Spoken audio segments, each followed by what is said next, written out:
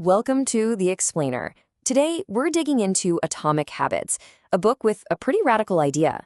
It argues that the secret to massive, life-changing results doesn't come from some huge, heroic effort. Nope. It comes from the tiny, almost invisible decisions we make every single day. It's a concept that might just flip everything you think you know about achieving your goals. You know, the story behind this book doesn't start in some quiet library or a high-tech lab. It starts with the sickening sound of a baseball bat hitting a face. The author, James Clear, found out firsthand how a single moment can absolutely shatter your life. And, more importantly, how you can piece it all back together, one tiny fragment at a time. And this wasn't just some minor injury. We're talking about a complete unraveling of his entire life. A stray bat led to multiple skull fractures, a medically induced coma, he had to fight through seizures, and then painstakingly relearn the most basic skills. And after all of that, the ultimate gut punch. He was cut from the baseball team, the one thing that truly defined who he was.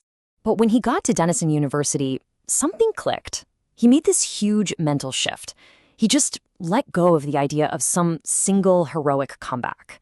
Instead of looking for that one giant leap forward, he decided to focus on the smallest possible steps that he could actually truly control.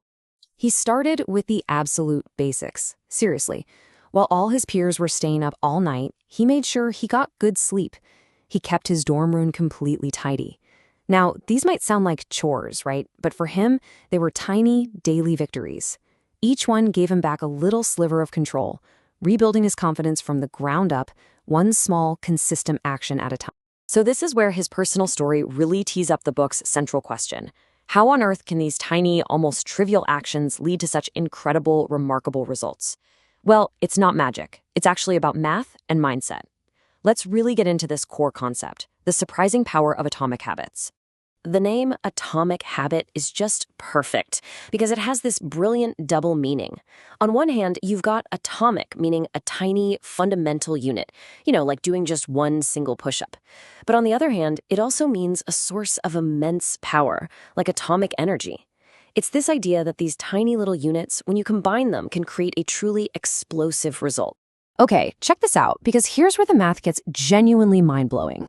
We usually dismiss a 1% improvement as basically nothing, right? But look at what happens when it compounds. If you get just 1% better each day, by the end of the year, you're nearly 38 times better. But, and this is the scary part, if you get 1% worse each day, you're left with almost nothing. The daily choices feel so small, but their long-true trajectory is absolutely massive. Claire has the perfect name for this. He calls it the compound interest of self-improvement. It's just like money in a savings account. The effects of your habits multiply over time. The key thing to remember, though, is that the biggest returns are always delayed. And that's exactly why it's so easy to give up way too soon. Now, this next idea, this is a major shift in thinking for most of us. Clear argues that we are absolutely obsessed with setting goals. But the real key to making progress isn't the goal itself, it's the system we use to get there. Just think about it for a second. Winners and losers, they often have the exact same goal. Every single athlete at the Olympics wants to win a gold medal, right? The goal isn't what separates them.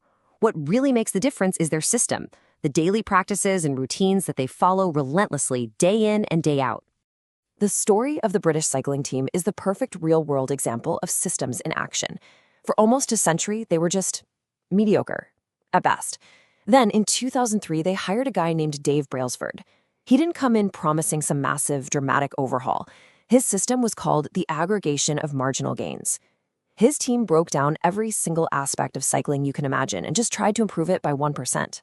We're talking bike seats, tire grip, massage gels, even the team's hand-washing techniques to prevent illness. The result of all these tiny little improvements? Total, utter domination of the sport. All right, so if systems are the answer, how do you actually go about building one? Well, the book breaks it down into a super simple 4-step framework that our brain follows for every single habit we have, good or bad. This is what's called the habit loop.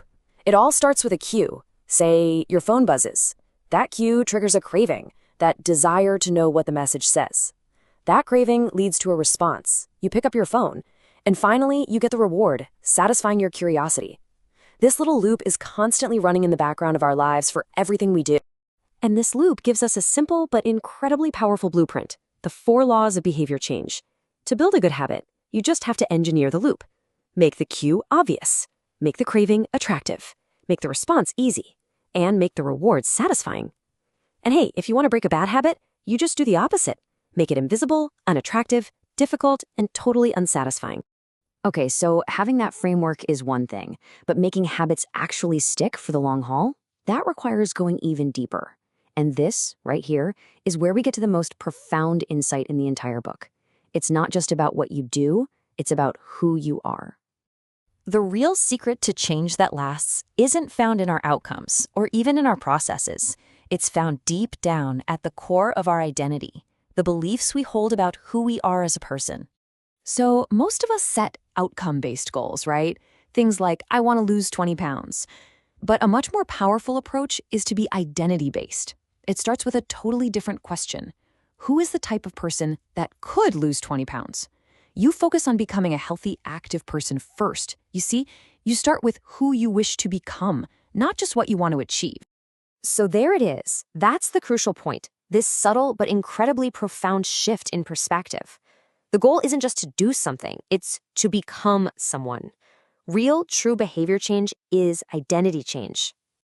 And the process for this is actually just 2 simple steps. First, you decide the type of person you want to be. Don't even think about the outcome, just the identity. Then you prove that new identity to yourself with small, undeniable wins. You're not trying to write a book. You are proving you're a writer by writing just 1 paragraph today. The book has this really powerful way of thinking about it. Every single action you take is like a vote for the type of person you want to become.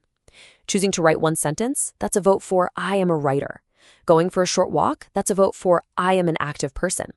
These small votes, these little 1% deposits, they accumulate over time and build a mountain of evidence for your new identity. So let's circle all the way back to James Clear's story. In the 6 years after that baseball bat nearly ended his life, he went from being in a coma and getting cut from his high school team to being selected as the top male athlete at his university and an academic All-American. This is the entire idea in action. His incredible success wasn't because of one big, audacious goal. It was the cumulative result of thousands of those small votes, going to bed early, lifting weights, studying, that slowly but surely transformed his identity into the kind of person who could achieve those amazing things. And that right there is the ultimate takeaway.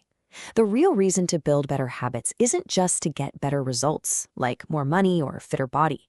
The true power of atomic habits is their ability to literally change your beliefs about yourself.